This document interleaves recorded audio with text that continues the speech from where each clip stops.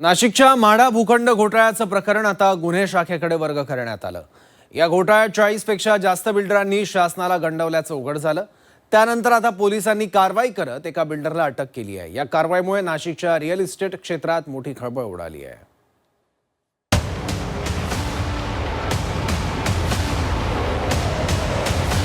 नाशिकमध्ये बिल्डर लॉबीनं म्हाडाच्या भूखंडाचे श्रीखंड लाटल्याचा धक्कादायक प्रकार उघड झालाय।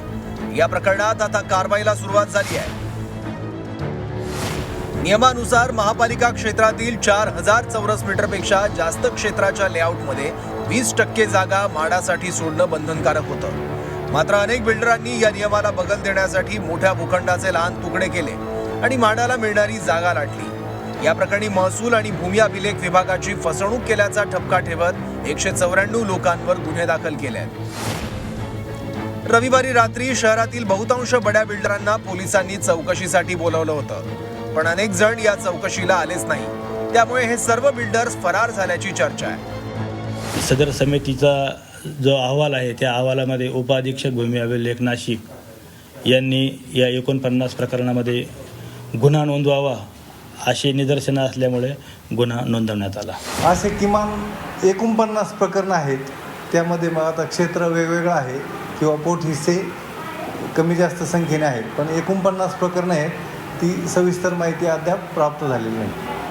पुणे किती जणांना बिल्डर किती 49 प्रकरणामध्ये ज्यांचे पोट हिस्से झाले आणि ज्यांनी ते प्रकल्प विकसित केले अशा लोकांवर गुन्हे दाखल आहेत। नाशिक, नांदूर, गंगापूर, चेडी या भागातील तब्बल 108 प्रकरणांच्या कागदपत्रांची पोलिसांनी कसून तपासणी केली।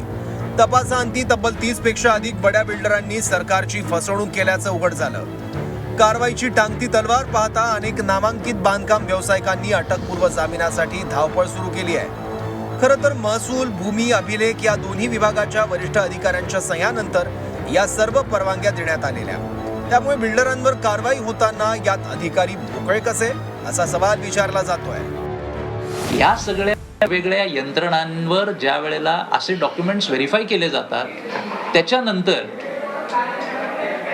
जेव्हा टेंटेटिव्ह लेआउट सँक्शन होतो त्यावेळेला मग ह्या यंत्रणांनी जे व्हेरिफिकेशन्स केले त्याचं काय, किंवा मग ह्या यंत्रणांनी त्यावेळेला व्हेरिफिकेशन केलंच नव्हतं का असा प्रश्न उपस्थित होतो। त्यामुळे ह्या सगळ्या यंत्रणांनी जेव्हा डॉक्युमेंट्स व्हेरीफाय केलेले आहेत या सगळ्या यंत्रणांची सुद्धा चौकशी होणं गरजेचं आहे।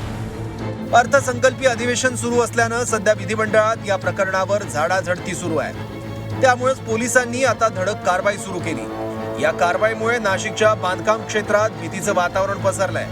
आता या प्रकरणात अजून किती मोठे मासे गळाला लागतात हे पाहणं महत्त्वाचं असेल। योगेश खरे, झी 24 तास, नाशिक।